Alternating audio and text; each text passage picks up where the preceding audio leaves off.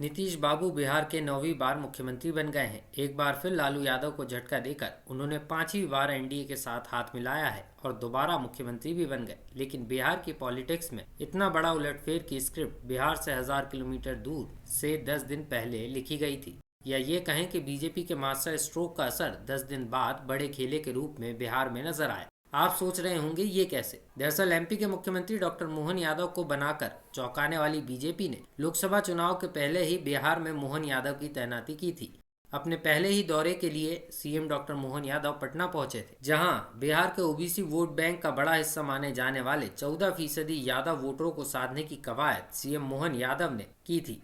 पहली बार बिहार में बिहार के बाहर के किसी बड़े नेता का गैर राजनीतिक मंच पर इतना बड़ा स्वागत कार्यक्रम हुआ था और नीतीश कुमार यहीं से समझ गए थे कि बीजेपी किसी बड़े खेले की तैयारी में है। क्योंकि जातिगत आधार पर देखें तो यादव के बाद पिछड़ों में सबसे ज्यादा ताकतवर कुर्मी ही थे। ऐसे में मोदी लहर, राम मंदिर और बीजेपी के यादव फैक्टर कार्ड से नीतीश बाबू ये समझ गए थे कि ये बीजेपी का चक्रव्यूह है, इसे भेदना नामुमकिन है। तो उन्होंने ही पहल की इंडिया अलायंस और लालू को बड़ा झटका देते हुए जिस दिशा में हवा चल रही थी, यानी बीजेपी से दोस्ती करने में ही समझदारी समझी। और इसीलिए नीतीश को कहा भी जाता है कि नीतीश बाबू हवा का रुख को भाप लेते हैं, और इस बार भी उन्होंने यही किया। लेकिन अब आपको बताते हैं कि दिल्ली में मोदी और अमित शाह ने बिहार की लोकसभा सीटों को जीतने के लिए कब से शुरू की थी तैयारी। बीजेपी ने नीतीश को पलटाने की कैसी लिखी स्क्रिप्ट। 3 राज्यों में हुए विधानसभा चुनाव में ही बिहार और यूपी को लेकर बीजेपी ने मास्टर स्ट्रोक चला। एमपी में प्रचंड जीत के बाद डॉक्टर मोहन यादव को कमान सौंपकर सबको चौंकाया। जातीय संतुलन और बिहार और यूपी की जातिगत राजनीति को भेदने का formula. CM doctor Mohan Yadav को सीएम बनाकर यादव वोटरों को साधने की कवायद।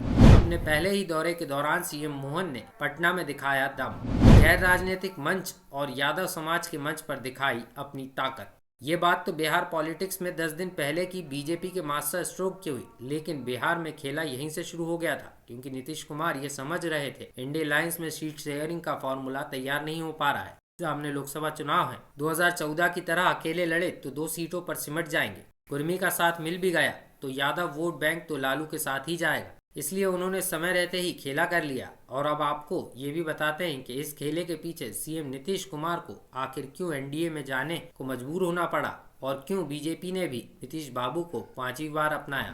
बिहार में जातिगत आधार को देखें तो पिछड़े वर्ग के 27.12% वोट है, जिसमें से यादव वोट 14.26% है। इन्हें हटा भी दिया जाए तो अब 12.86% वोट बीजेपी को मिलने की संभावना है। इसके अलावा ईबीसी वोट 36.01%, स्वर्ण 15.52% और एससी 19.65% हैं। और एसटी वोट की अगर हम बात करें तो 1.68% हैं। ऐसे में सीएम मोहन यादव भी 14% वोट बैंक में सेंध लगाएंगे, यानी लालू यादव का वोट बैंक। इन्हीं सभी बातों को ध्यान में रखकर नीतीश बाबू ने अपना पाला बदल लिया, तो बीजेपी को भी मजबूती मिली। नीतीश के आने से बीजेपी की ताकत डबल हुई है। 2014 में बीजेपी नीतीश से अलग चुनाव लड़ी थी और उन्हें 29.86% वोट मिला था। लेकिन 2019 में बीजेपी और नीतीश साथ लड़े। जैसे ही नीतीश बीजेपी के साथ आए, एनडीए का वोट शेयर 54% से ज्यादा हो गया। 2024 में नीतीश के आने से 25 से 7% वोट